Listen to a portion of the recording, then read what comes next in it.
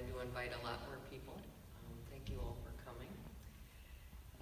And most of you who know me, once I get started talking, it's really hard to shut me up. So I wrote out what I'm going to say so that you're not going to be here for a long time. 54 years ago, at the age of 17, I started school in creative writing at the University of Washington with the practical ambition of being a poetic dramatist a la T.S. Eliot. Before I graduated, my then boyfriend and I decided to move to San Francisco, the mecca of counterculture. My life has been a series of happy accidents. We needed money to make this transition. Janice Miles sat next to me in a writing class, and she had a job at Special Collections reading and indexing regional newspapers. She had decided to quit to finally become a high school teacher, a goal that she had postponed after a hideous student teaching experience. In 1968, there were more jobs than people looking for work, and I interviewed for 3 jobs in the library, and I got to pick. I picked Special Collections mostly based on Janice's stories about her boss, Robert Monroe. My plan, undisclosed to Bob, thank God, was that I would have the job 3 to 6 months and then disappear into a world of micro skirts, rock music, and smoky haze. After a life as an Army brat of constant upheaval and goodbyes, I had been on UW campus longer than I'd been anywhere in my life. Described initially to me, I don't remember by who, as a game preserve for intellectuals, I loved being in a place where learning was everybody's goal. Bob Monroe introduced me to the magic of historic books and manuscripts, but also to ballet and art and the diversity of music. My parents, like the epitome of their musical interest was Ferranti and Teicher, you know. Bob changed my life, and I am forever grateful, and I'm sorry he's not here in the flesh to share this event. I've known many of you for a long time, and I'm going to ask you to allow me to introduce you to each other. So this is a little audience participation, just a tiny bit. So will all the people affiliated with the University of Washington, past or present, stand up?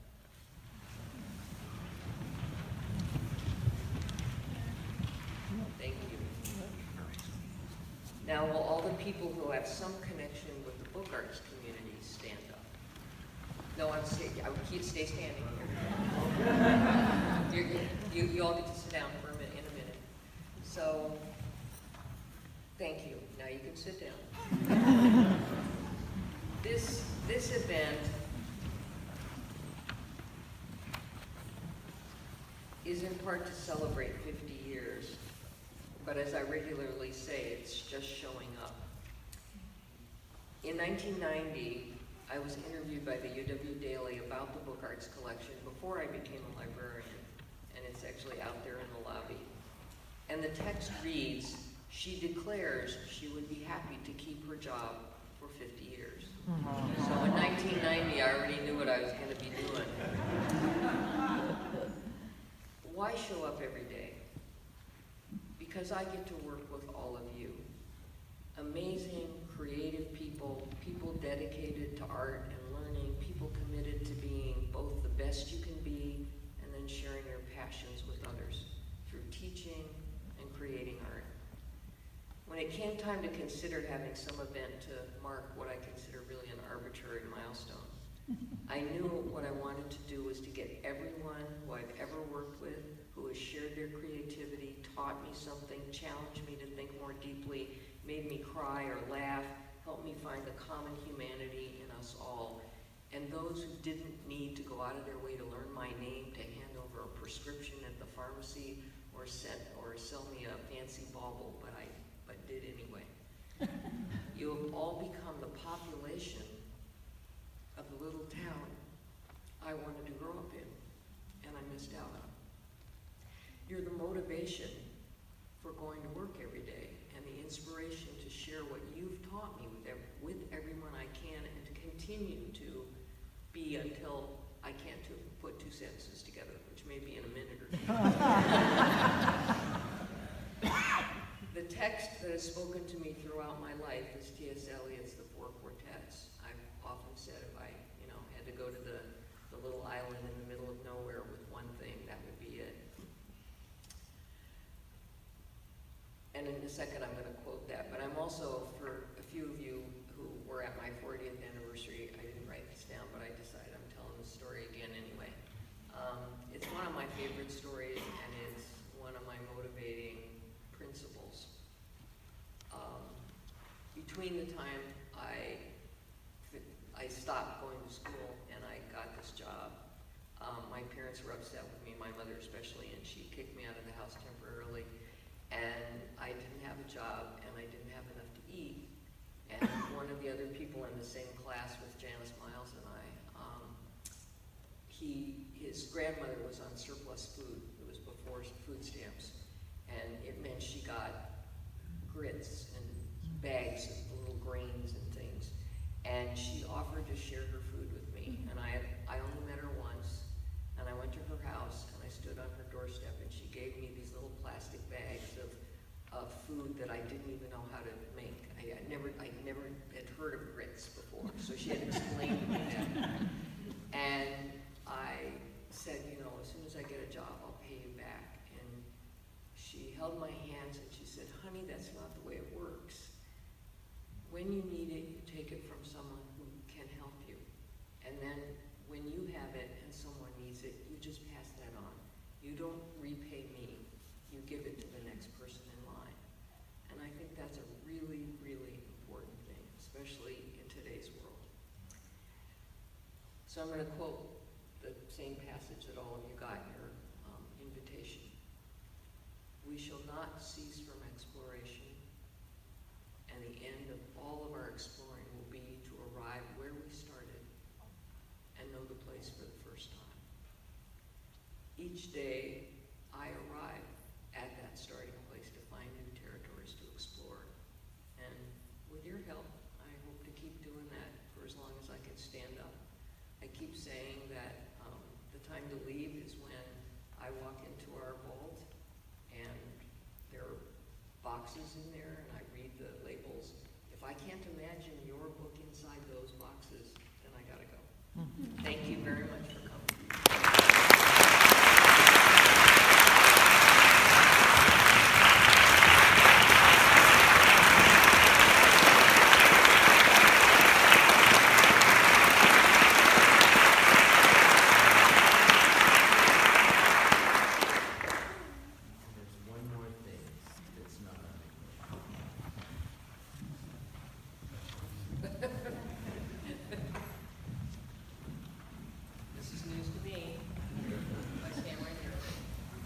Sandra has no idea. We've been holding on to this surprise for a really long time. So when I first heard back in April that 2018 was going to be Sandra's 50th anniversary working at the University of Washington Libraries, I immediately started thinking about ways in which I could help Sandra mark this milestone year. And knowing Sandra as well as I do, I knew that the thing she would like to receive more than almost anything in the world is artist books. I was casting about for the best way to reach out to the national book art community when Alicia Bailey, the owner of ABC Dairy and Gallery, happened to email me asking me for Sandra's home address. It seemed as if the universe was sending me just the right person that I needed to bring this idea to fruition. So I asked Alicia if she would be interested in collaborating with me on a campaign to raise a donation of 50 artist books to mark Sandra's to mark Sandra's 50th anniversary at the University of Washington Libraries. She readily agreed, and thus began the project that we named Sandra's Half Century. Using Alicia's knowledge of how to manage exhibitions and her mighty gallery mailing list, we sent out a mass email explaining to the project and asking people to participate by donating one or more artist books of their own work or the works of others from their personal collections. Within a few days, we started getting intent to donate responses, and they kept rolling in week after week. We set a deadline of June 8th for receiving the work, since we weren't sure at that point what day the celebration was going to be. Unfortunately, Alicia was not able to be here today, so I am making this presentation to Sandra on her behalf as well as my own. There are two other people who are here today who contributed mightily to the project, and I would like to acknowledge them. One is Bonnie Thompson-Norman, who's standing at the other end of the stage, who early on volunteered to receive all the work. When I was going to receive it at my studio in Berkeley, I probably would have had to rent a truck to bring it up here. So thank you, Bonnie. And the other person is Kate Leonard, who's sitting down in the front row, who made an object that you're going to see in a minute. So our original intent was to raise a donation of 50 artist books, but due to the generosity of the book art community and the extremely high regard that the community has for Sandra, we not only made our goal, but we surpassed it by more than double. So Sandra, I am very proud and honored to present to you 129 artist books.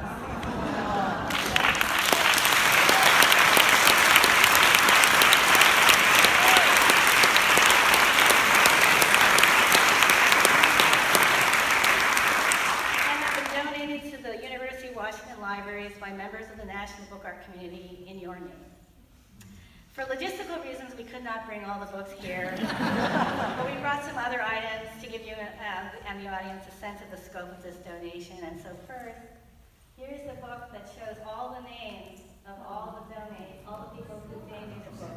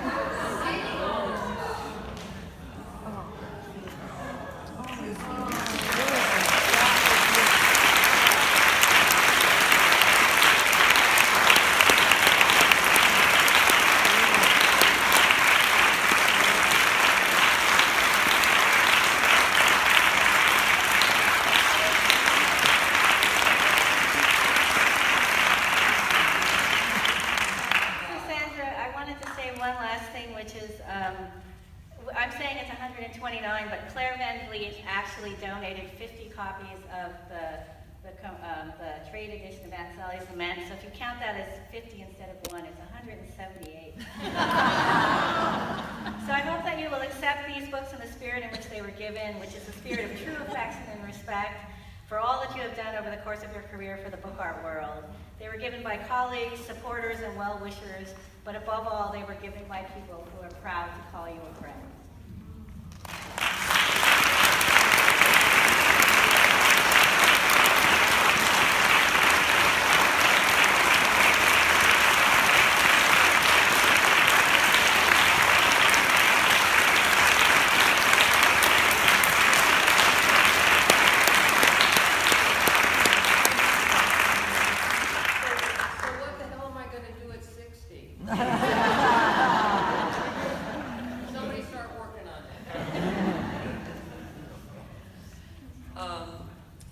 So I think I would like one other thing. Is Betty Wagner here?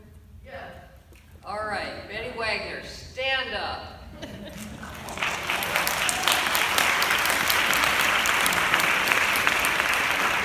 Betty Wagner went to campus every single day for 53 years. She is the only other person that has been at the university library as long as me and longer. So she is my goal. So I have to be there 55 to beat her significantly. And she got her job right out of library school and stuck it out for 53 years. Now, when people say, "Oh yeah, okay, you could do 55," and you could in quotes beat Betty, and then I said, well, but then she went to Horizon House, fell in love, and got married after she retired. So I don't know if I'm going to be able to do that, but I'm going to give it a try. Thank you, Betty. Thank you for coming.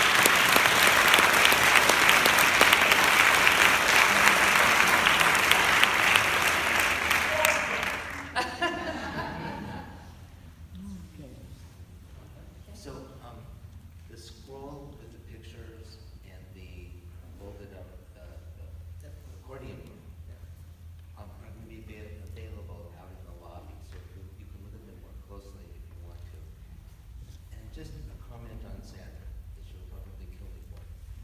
Sandra asked when we were putting this event together if she could have a table to put a few things on.